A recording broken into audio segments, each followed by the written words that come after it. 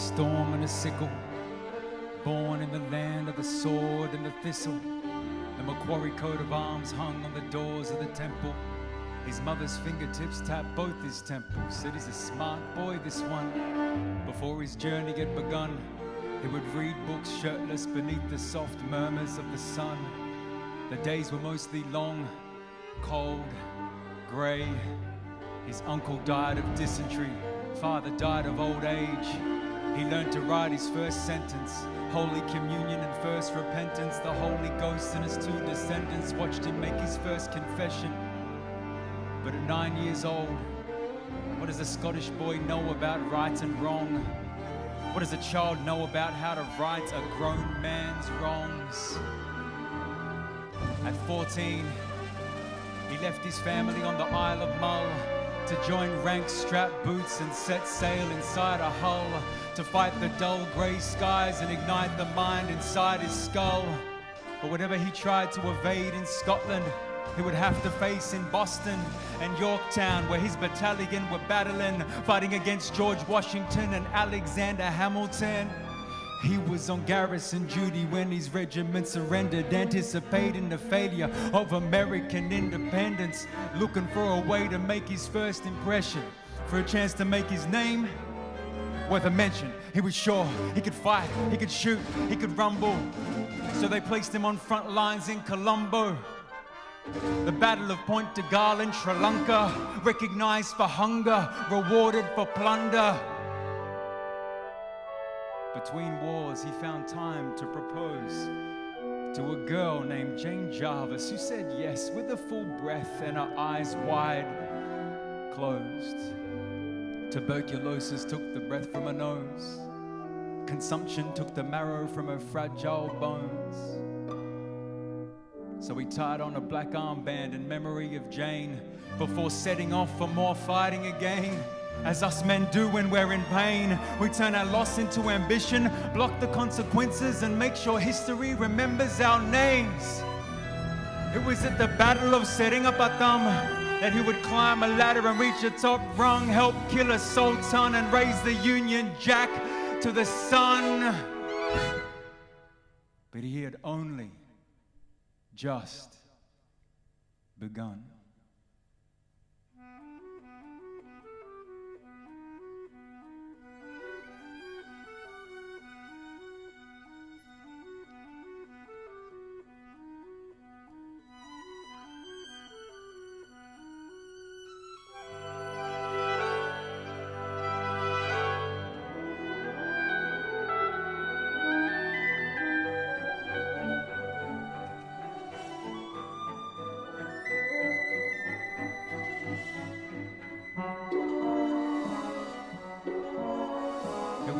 They were telling him, no lies or embellishment.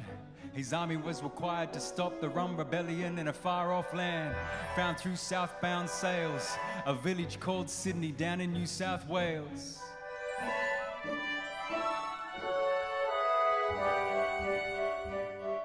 A journey he would take with his red-suited regiment, 500 men, some servants for the settlement, a slave for the captain that they called Black Tom. I'm sure Tom never liked where that name came from. And Macquarie's second wife, Elizabeth Campbell, they first stopped off down in Rio de Janeiro. Good Christians knelt at the foot of their candles. She prayed for success of their personal gamble. They stopped in Cape Town for rest and supplies, inspired by successful apartheid, the threads of history, the ties that bind. The captain called on Tom to drop anchor and arrive. On December 27, 1809, HMS Hindustan and Dromedary landed in Port Jackson. January 1st, 1810, Governor Macquarie took his position. The rebellion was quashed, the revolution had been stopped, and those have been replaced by the coup were reinstated to their jobs. Macquarie placed himself at the top, an autocratic underdog pulling up his socks. Expansion More farms and more plants, and Macquarie's focus was on the colony's advancement, expansion. More roads and more mansions. He lit his lantern and wrote his memorandums. Red-suited soldiers all ready for their orders. John Oxley among the colony's explorers. He renamed New England, Brisbane, drew borders, met people on the course but completely ignored them. Macquarie gave convicts sold to squalor most of the new jobs on offer. He put a hole in some coins to make the holy dollars, and from then on he worshipped the holy dollar. Governor Macquarie built 265 new government buildings during his reign. He was about perpetual growth, and nothing would get in his way. So he built up where they laid down, ripped up that paved ground. New school and a playground, new dream for that old crown. Hospital, new barracks, offered ordered and paid packets. New people gotta pay tax, that's income, they made stacks. Go hard, block dissension, focus on a new direction. More work, more perks, that's more clerks for that cash collection. More clemency, more currency. Prosperity made more money than Macquarie needs. Pick your spot, he said. Clear the forest, grow the grains, he said. Then ship it off.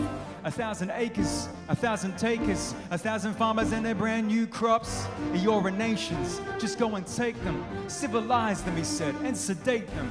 Keep taking, make no arrangements, no negotiations or offering of payment. We will build it, the institution. The first place kids are treated less than human. Forcibly remove them, civilize the children. Take them off the land so we get room to make our millions. See the people on the horizon, in the shadows, in their environment.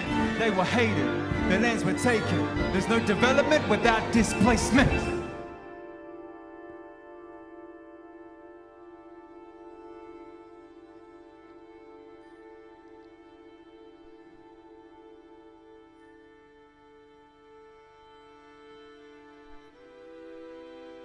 When the salt water began to carve her way into the sandstone shelf, the birds stepped towards her edges.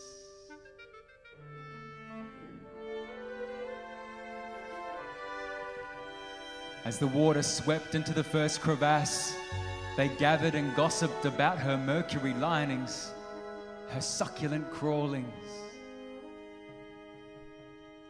When they first called out, their voices rippled in her reflection.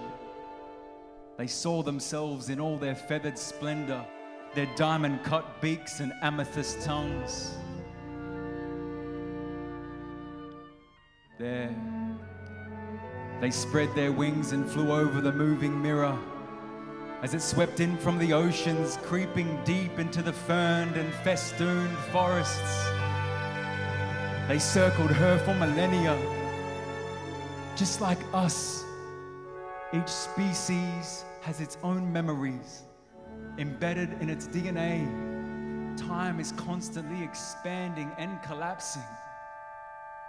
The water swept through heavy causeways, made waterfalls out of dead ends, turned red stone plateaus into swimming holes, cliff faces into perfect caves.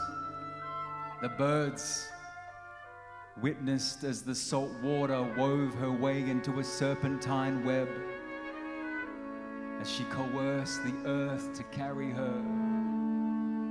They watched as the seasons changed and the mountains started melting, and the crystalline breath of winter turned clear and dropped below the surface, as the ice and snow crept down the slopes and the rain fell like macadamia shells on the undergrowth. The fresh water crawled until finally she joined the rivers. The salt water and fresh water finally touched. Their intentions canceled out each other's momentum, so they just slow danced in a whirlpool in the center of the river. And just there beside them, lying on the banks. The waters tickled the toes of a baby. She giggled as they licked the soles of her feet. Her family had lived in that place for longer than the word time has been in existence. She cried with laughter as the sun began to set and the waters seeped into each other.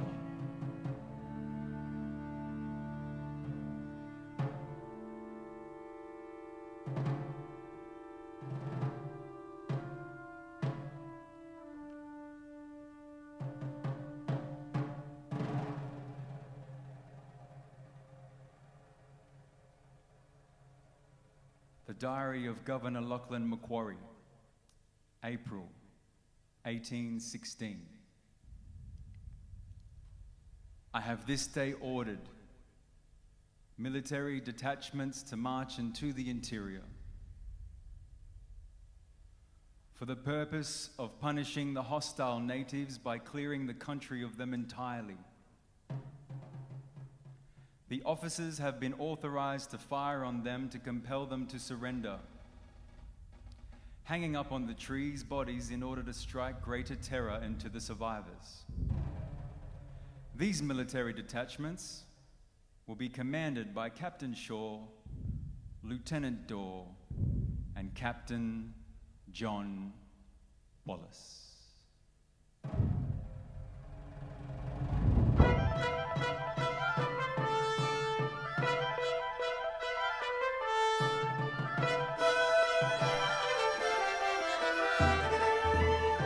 They chase in a night, they chase in a day. One cry in the dark gave him away.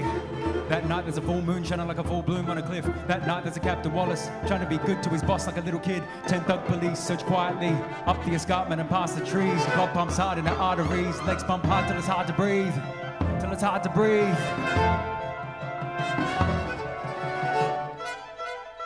Soldiers crept, stayed in a line, wait for a sign in the grey of the night. They heard a baby cry. One baby was crying, and she broke the silence, and it broke to violence. Everyone run, never turn to fight. Jump from the camp, leave the burner fires. Run from the dogs and a herd of liars. Hide from the men and the guns for hire. And the bullet shells fell like rain on the undergrowth. A warrior stopped, faced the soldiers, took 6 shots to his chest and his shoulders, just so the rest could run over the boulders. No time for a breath or looking over your shoulder. Don't look over your shoulder. Still chasing the night, still chasing the day, trying to lock him away, get him trapped in a cage. Every day there's a new kid, get it caught a new sense on a mish. Every night there's a Captain Wallace trying to get him pinned for some shit that he never did. 10 thug police search quietly around the harbour and up the streets. If you're on a bike and you're just a teen from Kalgoorlie to Redfern, Sydney, then you still get chased and it's hard to breathe. But they can't expand without taking more land, so they're chasing again. Run with your lives in your hands. 2 Hyde Park, past the tyrants, over the bridges built by migrants, dodging the drugs and the advertisements, over the bins and the fire hydrants, full pass over sacred sites. Now they chase with sirens, get roughed up and they take your license, and if you die, they'll just say you were non-compliant. It's shitty and a pity the people that sit pretty choose to make a million oblivious to the killing. History is hidden in the biddies of the city. History is hidden in the biddies of the city. Never let the enemy get it into your way. Never let him hit you with anything in his brain. Never let him take away anything in his name. Never let him get away with murder, murder, murder.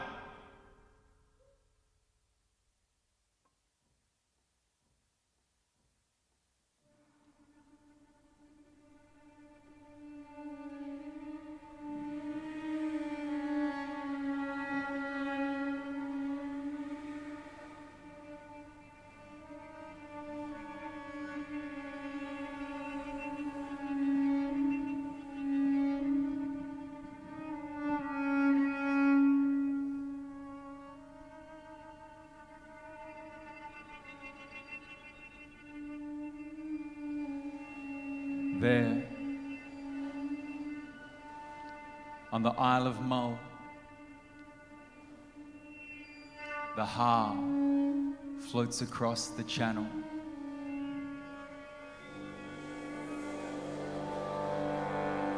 A thick, grey fog covers his body as he sits and mulls over his legacy.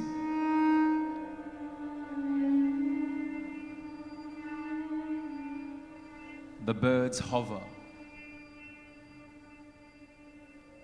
They watch him as he takes his last breath.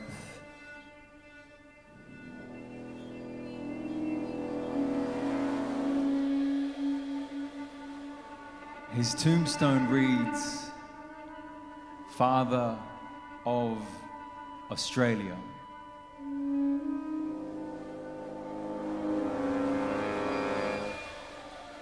Do his actions and intentions still live in the bones of his descendants?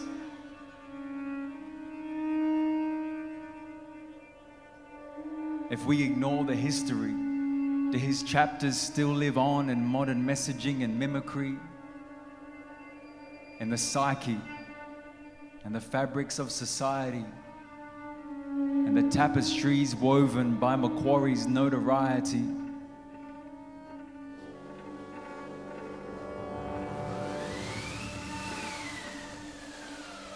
The black waves crash along the cliffs.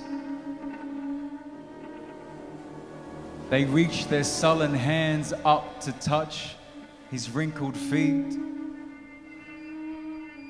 The birds hover. They've seen this before. Men who are in pain, who turn their loss into ambition, block the consequences and make sure history remembers their names.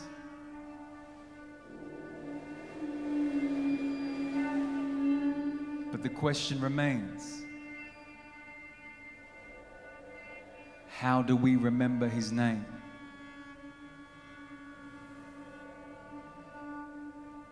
The question remains, how do you remember Lachlan Macquarie?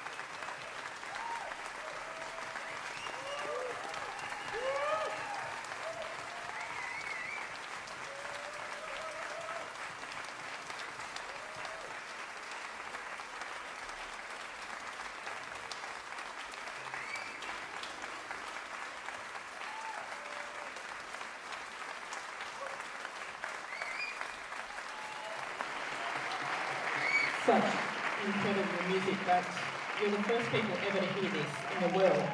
It's amazing.